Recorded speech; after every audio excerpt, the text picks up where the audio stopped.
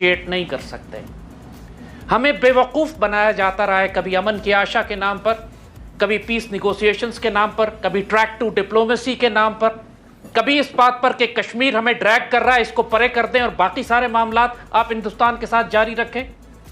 Fact of the matter is कि India अब एक डेमोक्रेसी नहीं है, था कभी भी नहीं, लेकिन अब बिल्कुल खुल कर ये सामने आ चुके हैं। अब एक फैशिस्ट डिक्टेटरशिप है, एक नाजी, एक फैशिस्ट हार्डकोर हिंदुत्व आइडियोलॉजी जिसके साथ दुनिया की कोई ताकत निगोशिएट नहीं कर सकती जब तक आप इसको थ्रेट ना करें। आपने 27 फरवरी को कैसे रिस्पॉन्ड किया था जब उसने बालाकोट में आके आपको मारा था? उस वक्त भी तो हमारी इकोनॉमी वीक थी, उस वक्त भी तो हम यही मुल्क थे, चंद माह पहले की बात है। How did we respond? और जब आपने उनका जहाज मार के गिराया, उनका पायलट पकड़ लिया, पूरे इंडिया की बॉडी लैंग्वेज चेंज हो गई थी। दे वर begging, they were on the knees. वो पूरी दुनिया से कह रहे थे कि पाकिस्तान से कहो हमारा पायलट हमें वापस दे दे। एक पायलट हमारे पास था। आप यही ऑप्शन अप्लाई अभी भी कर सकते नहीं करा साहब। क्या मैं थोड़ी देर के लिए जो आपका दूसरा ऑप्शन है उसको थोड़ी देर के लिए साइड पर रखता हूं। मेरे जहन में एक सवाल ये उठता है, क्या हिंदुस्तान नहीं चाहता जंग हो? क्या हिंदुस्तान जंग की पोजीशन में नहीं है? अगर नहीं है तो क्यों डिप्लॉय कर रहा है 9 लाख फौज वो कश्मीर के अंदर? क्यों एलओसी पर मुसलसल वायलेशन कर रहा है? सर, हिंदुस्तान चाहता है कि जंग हो, उसके पास भी जंग का ऑप्शन है सर, उसके पास भी एक फौज है, हम उसको डिनाई नहीं कर सकते। देखिए, एक बात समझने की कोशिश कीजिएगा।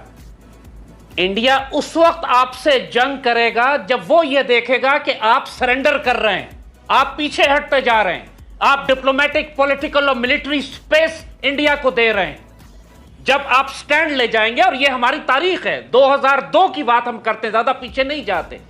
जब इसी तरह श्रीनगर में कार बम ब्लास्ट हुआ था, इंडिया ने हम पर इल्जाम लगाया, फौजें लाके हमारी सरहद पे खड़ी कर दी। जनरल मुशर्रफ का दौर था वो, हमने भी अपनी फौजें लाके सामने खड़ी कर दी। 11 लाख फौजें आमने सामने खड़ी रही एक दूसरे के। दोनों एटमी ताकतें उस वक्त भी थी, लेकिन इंडिया की जुर्रत नहीं हुई कि इंटरनेशनल बॉर्डर क्रॉस करे। जब उसने यह देखा कि पाकिस्तान आर्मी डिप्लॉयड पूरी तरह से तैयार है, हमने अपने न्यूक्लियर वेपन्स भी निकाल लिए, उसके बाद डीएस्केलेशन हुई 10 महीने के बाद। अपने दुश्मन की मेंटालिटी और माइंडसेट को समझिए। इस वक्त जो हमने अपनी पॉलिटिकल, डिप्लोमेटिक और मिलिट्री पोस्चर लिया है, डिफेंसिव, सरेंडरिंग, पैसिफिस्ट, इसके बाद वो अटैक करेगा आपके ऊपर। याद रख लीजिए मेरी बात। Sir, we are not defensive. Sir, हमने फरवरी में उनको मार गिराया, हमने एलओसी पे उनके जवानों को टारगेट किया, हमने एलओसी पे एक हिंदुस्तान के एक्शन का रिस्पांस दिया, हमने सफारती तौर पे जो कुछ हिंदुस्तान ने किया हमने उसका रिएक्शन दिया, हम कहीं पीछे नहीं हटे। तो हर पॉइंट पे हम कश्मीर के साथ हैं, हम हिंदुस्तान के सामने हैं। इस मौके पर आकर फिर हम बात करते हैं कि हमारे पास ऑप्शंस क्या हैं, क्योंकि मोदी नहीं मान रहा सर। मोदी को आज भी मुस्लिम उम्मा अवार्ड दे रही है, मोदी को आज भी ट्रंप फोन करके उसे कर्फ्यू हटाने की बात नहीं कर रहा। He is in a strongest position sir.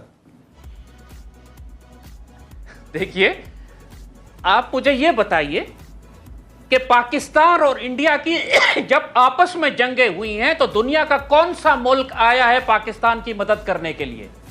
हमने हमेशा तन्हाई इंडिया को मार के ठोका है। चाहे वो कारगिल हो या 65 या 71 में हमें जो नुकसान हुआ, जो हम लड़े, लाइन ऑफ कंट्रोल पर जो कुछ हमने किया। इस वक्त एक सबसे इंपॉर्टेंट एलिमेंट जो आप मिस कर रहे हैं, जिस पर आपने गुफ्तगू शुरू की थी अपनी, कि 50 लाख कश्मीरी पिछले 21 दिन से कर्फ्यू में हैं, भूखे और प्यासे मारे जा रहे हैं। ये टाइम क्रिटिकल सिचुएशन है। 27 फरवरी वाला केस भी नहीं है कि जब हमारे पास टाइम था कि हम अपनी मर्जी से बगैर किसी प्रेशर में आए हुए अपने टाइम एंड स्पेस पे रिटेलिएट करें, एंड वी डिड। लेकिन इस वक्त इनिशिएटिव दुश्मन के पास है। हमारे पाकिस्तानी हैं वो श्रीनगर में और वैली में जो फंसे हुए हैं, वो मकबूजा कश्मीर के पाकिस्तानी हैं। लेकिन जब कहते हैं कि हम उनके साथ खड़े हैं, फिर उनकी रिस्पांसिबिलिटी लेनी पड़ेगी आपको। जंग तो दुश्मन के अंदर लेके जाना चाहिए। जंग होती है तो दुनिया का झुकाव हिंदुस्तान के मौकिफ पर होगा या पाकिस्तान के मौकिफ पे होगा? दुनिया का झुकाव उसकी तरफ होगा जो जंग में जुर्रत और दलेरी और कामयाबी दिखाएगा, जैसे 27 फरवरी के बाद आपने किया था। पूरी दुनिया का झुकाव आपकी तरफ था, इंडिया डिफेंसिव था। یہ فیصلہ میدان جنگ کی تلوار کرے گی.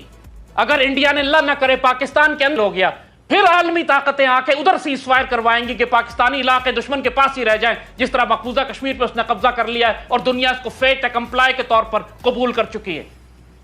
یہ فیصلہ تلواریں کریں گی. بالکل آپ کی اور میری رائے نہیں. سر یہ بھی بتائیے گا, کشمیر کے اندر جو ابھی تک کی خبریں آ رہی ہیں, کیا زیادہ کریٹیکل صورتحال وہ صرف سری نگر کے اندر ہے یا پوری مقبوضہ وادی جو ہے وہ اس وقت کریٹیکل صورتحال میں ہے؟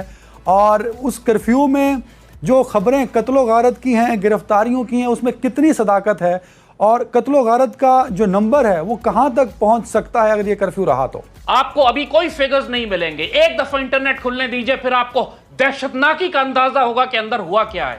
کم از کم میرے حساب سے جو ہمیں آئی ہے, کم از کم 50-60 ہزار کے قریب بچے اٹھائے گئے ہیں, کم از کم 20-25 ہزار بچیاں اٹھائی گئی ہیں, کم از کم ہزاروں نوجوانوں کو نکال کر پورے انڈیا میں بکھیر دیا گیا ہے جیلوں میں, چونکہ کشمیر کی جیلوں میں جگہ ختم ہو گئی ہے.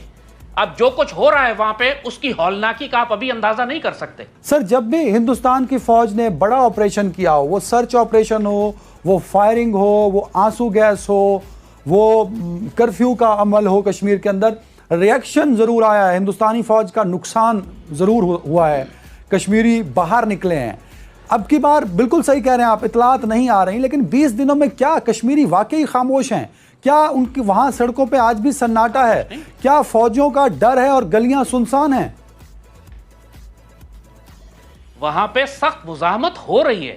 اگر آپ صرف وہاں کی سڑکیں دیکھیں تو لگتا ہے جیسے سڑک پہ دمبے اور بکرے ذبح ہوئے ہیں. اتنا خون کشمیریوں کا بہ رہا ہے. اور یہ باتیں تو اب ڈاکومنٹڈ ویڈیو ایویڈنس باہر آ چکی ہے اس بات کی. اب تو پوری دنیا کی عالمی تنظیمیں بھی مجبور ہیں کہنے کے لیے کہ کشمیر میں جینوسائیڈ ہو رہا ہے. انٹرنیشنل جینوسائیڈ واچ نے بھی کشمیر کے لیے ریڈ الرٹ جاری کر دیا ہے کہ اندر ایک جینوسائیڈ ہو رہا ہے. سر میں اس بات سے اختلاف کروں گا. میں زاہد صاحب, آپ مجھ سے بڑے ہیں, میں پڑھتا ہوں جب مودی نے زندہ مسلمانوں کو گجرات میں جلایا تھا, اسی طرح کی انسانی حقوق کی تنظیمیں ہوا کرتی تھی جو اس کو ٹیررسٹ کہتی تھیں. ملکوں نے ویزے دینا بند کر دیا, لیکن مودی کو کچھ نہ ہوا اور وہ وزیر اعلیٰ سے وزیر اعظم ہندوستان بن گیا. مجھے خدشہ ہے کہ کشمیر میں جو ہو رہا ہے وہ بھی اسی گجرات کی ایک ماضی کی طرح ماضی بن جائے گا, اور دنیا صرف آرٹیکل لکھے گی, دنیا صرف ٹائٹل دے گی, اس کے علاوہ کشمیریوں کے لیے دنیا کچھ نہیں کرے گی. دشمن خود جنگ نہیں چاہتا انٹرنیشنل بارڈرز پہ, وہ خود ایک نیوکلیئر وار نہیں چاہتا, وہ خود ایک چاہتا ہے کنٹینڈ جنگ ہو کشمیر میں. دشمن کی جب یہ اسٹریٹجی ہے, اس کا یہ بلف ہے, تو آپ ایکسپلائٹ کیوں نہیں کرتے اس کو؟ اور اگر نیوکلیئر وار ہوگی تو کیا اس کا نقصان نہیں ہے؟ پوری دنیا کی تجارت انڈیا کے ساتھ ہوتی ہے. ابھی سعودی عرب نے $75 ارب کی انویسٹمنٹ کی ہے. ہمارا تو کوئی نقصان ہی نہیں ہوگا, ہماری تو معیشت ویسے ہی تباہ ہے, ہمیں کیا فرق پڑ جائے گا؟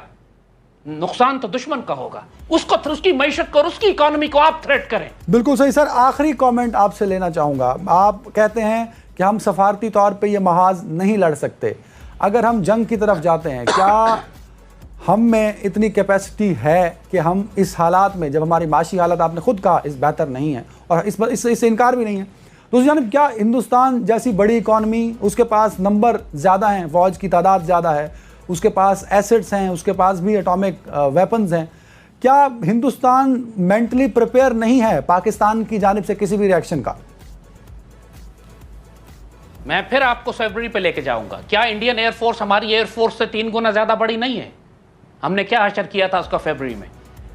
خود وہ چیخیں, پوری ایئر سپیریورٹی ہمارے پاس تھی. ہم نے اندر جا کے مارا ان کو مقبوضہ کشمیر میں, اس ڈیو ہیڈ کوارٹر کو مارا جہاں پہ جنرل بپن راوت خود بیٹھا ہوا تھا, اس کے بازو میں ہم نے بم گرائے صرف اس کو سگنل دینے کے لیے. یہ ہماری کیپیسٹی ہے. They may be a bigger army, but we are a fighting machine. We are the مجاہدین of غزوہ ہند.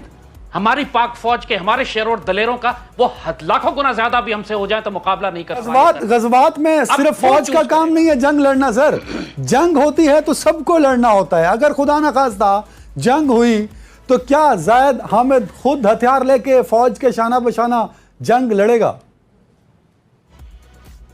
زید حامد آلریڈی دشمن کی صفوں کے پیچھے پہنچا ہوا ہے اللہ کے فضل سے. سر وہ تو ٹویٹر پہ ہے نا سر وہ ٹویٹر پہ ہے. میں آن فیلڈ بات کر رہا ہوں, آن فیلڈ. سر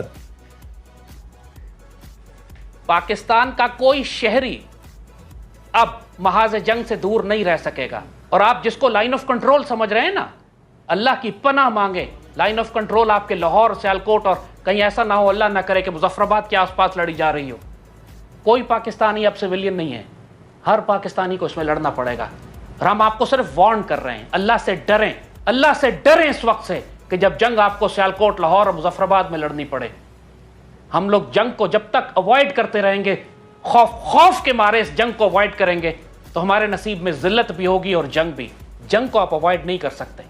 دشمن تک لے جائیں ورنہ وہ آپ کے گھروں تک لے کر آئے گا. بالکل صحیح, بہت شکریہ.